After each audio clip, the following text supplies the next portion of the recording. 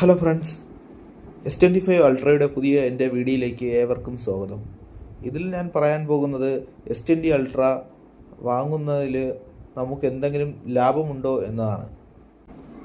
വെറും ഷോ ഓഫിനല്ലാതെ അതും അറിയാൻ പറ്റത്തില്ല. കാരണം S25 അൾട്രയും S24 അൾട്രയും ഏത് സീരീസ് ആയാലും നമുക്കൊരു കേസ് ഇട്ട് കഴിഞ്ഞാൽ എല്ലാം ഒരേപോലെയൊക്കെ തന്നെയാണ് ഇരിക്കുന്നത്. പിന്നെ നമ്മൾ ക്യാഷ് കൂടുതൽ കൊടുത്ത് നമുക്ക് S25 അൾട്ര വാങ്ങിച്ചിട്ട് എന്താണ് ഗുണം എന്ന് ചോദിച്ചു കഴിഞ്ഞാൽ പ്രത്യേകിച്ച് അങ്ങനെ എടുത്തു പറയത്തക്ക ഒന്നുമില്ല. ഇപ്പോഴും 45 വാട്ട് ചാർജറും അതും ബോക്സിൽ കൊടുക്കുന്നു പോലുമില്ല. അത് 5000 mAh ബാറ്ററിയുമായിട്ടാണ് ഈ ഫോൺ നാട്ടുകാരെ പറ്റിക്കാൻ വെളിയിൽ ഇറക്കുന്നത്. സാംസങ് എന്ന ബ്രാൻഡ് വാല്യൂ മാത്രമാണ് അവർ ഈ വിലയ്ക്ക് വിൽക്കുന്നത്, അല്ലാതെ അതിനകത്ത് വേറൊരു കോപ്പുമില്ല. സാധാ ഒരു ഫോൺ വാങ്ങുന്ന വിലയ്ക്ക് കിട്ടുന്ന ക്വാളിറ്റിയിലുള്ള സാധനങ്ങൾ മാത്രമാണ് അതിൽ നമുക്ക് ലഭിക്കുന്നത്.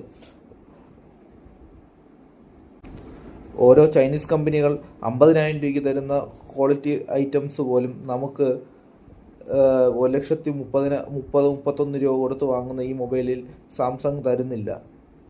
അതിന് ഏറ്റവും വലിയ ഉദാഹരണമാണ് IP69 റേറ്റിംഗ്. ഇത്രയും വില കൊടുത്ത് വാങ്ങുന്ന ഈ മൊബൈലിന് ഇന്ന് ലേറ്റസ്റ്റ് ടെക്നോളജിയായ IP69 റേറ്റിംഗ് പോലും തരാൻ സാധിക്കുന്നില്ല എങ്കിൽ അവർ എന്താണ് ഉദ്ദേശിക്കുന്നത്? അവരെന്തിറക്കിയാലും നമ്മൾ വാങ്ങുമെന്നുള്ള അവരുടെ ഈ ധൈര്യം എവിടെ നിന്ന് വന്നു എന്ന് എനിക്കിപ്പോഴും മനസ്സിലാകുന്നില്ല.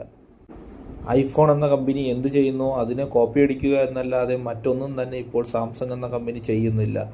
2012 കാലഘട്ടത്തിൽ ഇത്രയും ഇന്നോവേഷനുള്ള ഒരു കമ്പനി വേറെ ഉണ്ടായിരുന്നു എന്ന് എനിക്ക് തോന്നുന്നില്ല. ചൈനീസ് കമ്പനികളടക്കം അതുകൊണ്ട് തന്നെയാണ് സാംസങ് പിന്തള്ളി മുന്നേറിയത്. പക്ഷേ കുറച്ച് ക്യാഷ് വന്നു കഴിഞ്ഞപ്പോൾ സാംസങ്ങിന് മനസ്സിലായി ആൾക്കാരെ പറ്റിക്കുന്നതാണ് ഏറ്റവും എളുപ്പം, അല്ലാതെ ഇതിന് പിറകിൽ കിടന്ന് കളിച്ച് ഓരോന്ന് ചെയ്യുന്നത് വഴി അവർക്ക് നഷ്ടമേ ഉള്ളൂ എന്ന്. ഈ ചിന്താഗതിയോട് നിങ്ങൾക്ക് എന്താണ് അഭിപ്രായം? ഒന്ന് കമൻറ്റ് ബോക്സിൽ രേഖപ്പെടുത്തണേ. വീഡിയോ ലൈക്ക് ചെയ്യുന്ന കാര്യം ഞാൻ പറയാനൊന്ന് ഓർമ്മിപ്പിക്കുന്നതേ ഉള്ളൂ.